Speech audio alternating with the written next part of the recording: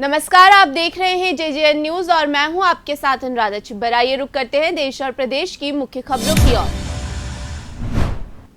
उत्तराखंड में तीरथ सिंह रावत के मुख्यमंत्री पद पर ताजपोशी के बाद शुक्रवार को राजभवन में आयोजित समारोह में 11 मंत्रियों ने भी शपथ ली। मंत्रिमंडल के 4 नए चेहरे शामिल किए गए। त्रिवेंद्र मंत्रिमंडल के पूर्व कैबिनेट मंत्री मदन कौशिक को छोड़कर बाकी सभी मंत्रियों को तीरथ की टीम में जगह मिली है। मंत्रिमंडल के गठन में राजनीतिक अनुभव के अलावा क्षेत्रीय और जातीय संतुलन बनाने की कोशिश भी की गई है। तीरथ सिंह रावत सरकार में उत्तराखंड के पूर्व प्रदेश अध्यक्ष और वर्तमान में कालाढूंगी विधानसभा से विधायक बंशीधर भगत को उप मुख्यमंत्री बनाया गया है। बंशीधर भगत बीजेपी के एक कद्दावर नेता माने जाते हैं, जिनका एक लंबा राजनीतिक अनुभव है। तीरथ कैबिनेट की पहली बैठक में नए गठित जिला स्तरीय विकास प्राधिकरणों को स्थगित कर दिया गया है।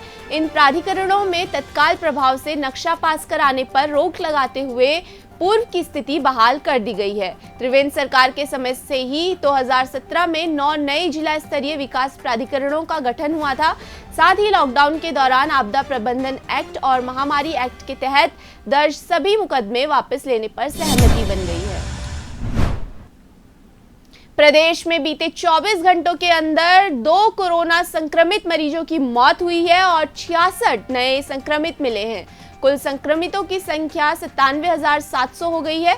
उत्तराखंड में कोरोना संक्रमित मरीजों की मौत का आंकड़ा 1700 के पार पहुंच गया है। भारत और इंग्लैंड की T20 सीरीज के पहले मुकाबले में विराट कोहली के बिना खाता खोले आउट होने का उत्तराखंड पुलिस ने बड़े ही यूनिक तरीके से इस्तेमाल किया। पुलिस ने इसके जरिए लोगों के बीच होशो हवास में ड्राइविंग करने को लेकर जागरूकता फैलाने की कोशिश की। उत्तराखंड पुलिस ने ट्वीट कर कहा, हेलमेट लगाना ही काफी नहीं है, पूरे होशो हवास में गाड़ी चलाना जरूरी है, वरना कोहली की तरह आप भी 0 पर आउट हो सकते हैं।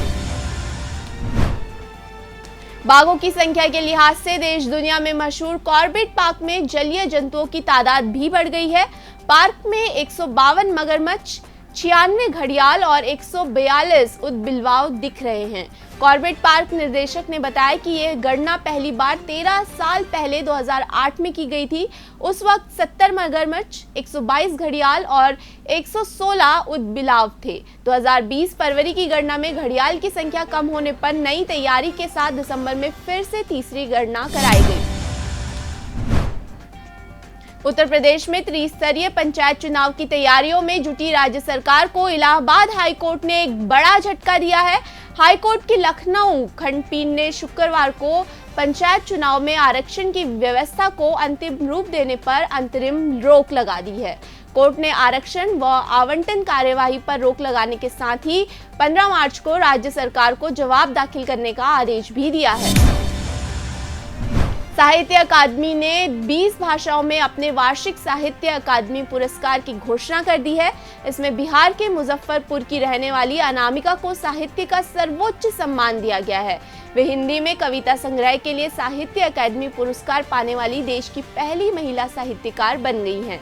मुजफ्फरपुर की अनामिका के अलावा मधुबनी के रहने वाले प्रसिद्ध साहित्यकार कमलकांत झा को भी वर्ष 2020 के लिए साहित्य अकादमी पुरस्कार मिला है।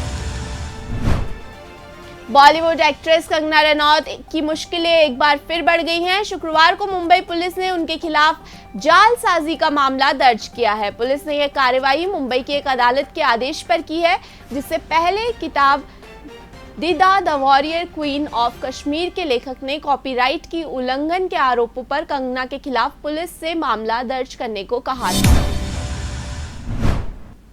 देश में कोरोना के मामले लगातार बढ़ रहे हैं। शुक्रवार को 4 जनवरी के बाद पहली बार मामले 22,000 के पार पहुंचे, जो चिंता का विषय है। महाराष्ट्र के अलावा केरल, पंजाब, कर्नाटक, गुजरात और तमिलनाडु में ऐसे राज्य हैं जहां पर कोरोना के मामले तेजी से बढ़ रहे हैं, जिस वजह से कई शहरों में नाइट कर्फ्यू जैसे सख्त कदम उठाए गए हैं। अब तक महाराष्ट्र और पंजाब में ही कोविड-19 मामलों की संख्या में बढ़ोतरी नजर आ रही थी, लेकिन अब दिल्ली, हरियाणा, गुजरात, राजस्थान, मध्य प्रदेश में भी बीते कुछ हफ्तों से तेजी से मामले बढ़े हैं। अभी के लिए बस इतना ही। आप बने रहिए जेजेएन न्यूज के साथ। नमस्कार।